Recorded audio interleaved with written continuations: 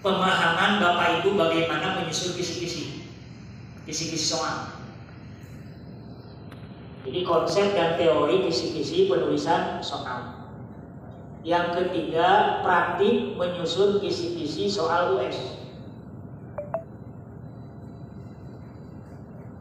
Yang keempat, konsep dan teori pengembangan butir soal.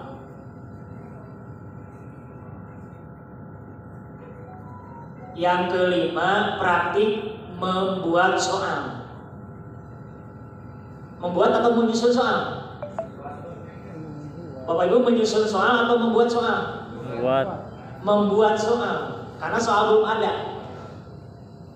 Jadi soal dibuat berdasarkan kisi. Yang keenam adalah analisis butir soal, yaitu analisis kualitatif. Jadi kita tidak kuantitatif, Bapak Ibu ya.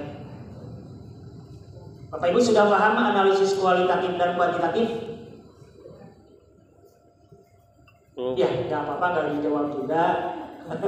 Mungkin masih capek ya, nggak apa-apa. Saya cuma belum paham. Ya. Nggak apa-apa, nggak usah dijawab sekarang ya. Jadi ini hanya akan menyampaikan dulu materi. Nah kemudian nanti progress report terkait dengan kisi-kisi dan soal yang telah dibuat. Nah itu Bapak Ibu materi intinya. Nah Bapak Ibu nanti diawali dengan dinamika kelompok dulu, nanti Pak Siono yang akan mengantarkan. Kemudian materi berikutnya perakitan dan pemetaan soal saya, kemudian Pak Siono lagi, saya terus saja begitu Bapak Ibu. Nah nanti ada expertnya besok pagi dari Kemdikbud dan dari Kementerian Agama Pusat terkait dengan teknik membuat soal dan materi moderasi beragama. Gitu Bapak Ibu ya. Jadi ini angkatan pertama, berarti diharapkan harus lebih baik daripada angkatan berikutnya. Karena ini akan menjadi contoh Bapak Ibu. Jadi kisi-kisi dan soal ini akan diangkat ke angkatan 2. Jadi akan diperlihatkan nanti. Jadi di angkatan berikutnya juga ada hasilnya Bapak Ibu. Nah, menurut Bapak Ibu, apakah Bapak Ibu siap menyusun kisi-kisi dan soal US? Siap. Di hari ke depan? Siap. Siap ya. Insyaallah. Nah kebetulan partner saya Pak Siono itu pelatih nasional PPKB bidang pedagogik 3, penilaian pembelajaran. Satu-satunya PN se-Indonesia beliau. Nah di bawah PN yaitu PP. Kalau PP pelatih provinsi, masing-masing provinsi ada. Tapi PN-nya cuma beliau satu-satunya. Makanya ini cocok untuk kegiatan ini beliau. Kalau saya tim pengembangnya Bapak. Nah itu Bapak Ibu. Jadi 3 hari ini kita lebih banyak praktik Bapak Ibu. Lebih banyak praktik. Nah nanti Bapak Ibu, karena US ini masih berkaitan dengan kurikulum 2013. Karena UNUS ini konsumsi peserta didik kelas 6. Berarti kalau tahun ajaran ini kelas 6 masih kurikulum 2013.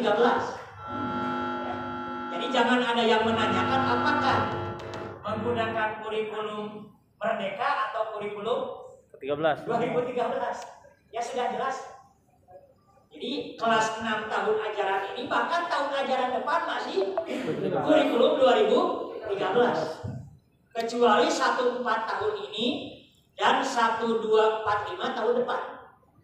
Berarti terakhir kelas 3 dan 6 tahun 2024 baru 3 dan 6 yang kurang. Jadi sampai tahun depan US masih kurikulum 2013.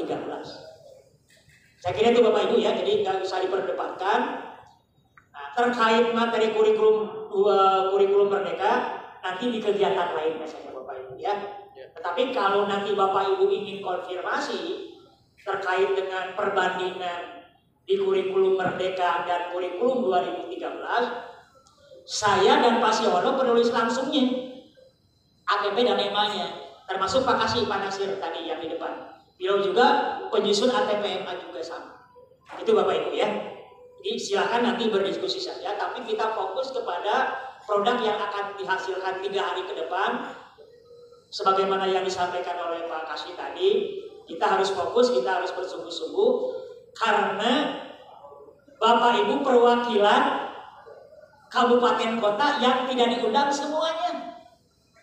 Satu kabupaten kota ada yang 1, ada yang 2. Berarti kalau 1, satu-satunya